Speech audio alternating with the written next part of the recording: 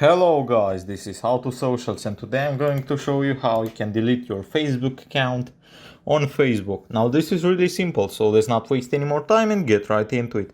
So once you're on your Facebook main page, as you can see right here, what you need to do is just hit the button with 3 horizontal lines and this should open up this menu right here. Now here we are going to scroll all the way down until we find Settings and Privacy, which is the second to last options.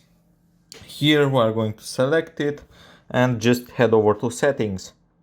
Now once you get here and you have this menu on your screen, you are going to just want to scroll all the way down to Account Ownership and Control. Now here, after you select that, the second option should be Deactivation and Deletion. Here we can either deactivate our account temporarily or just delete it permanently. After that we are going to hit continue and they are going to ask for a reason why you want to delete your account, which is not mandatory, but if you want to give them some feedback, you are going to have to select that. And after that,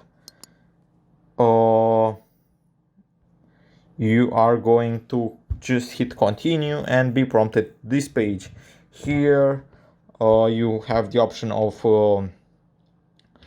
keeping your information, seeing your messages, your posts, basically just recovering all the progress that you've made on this account.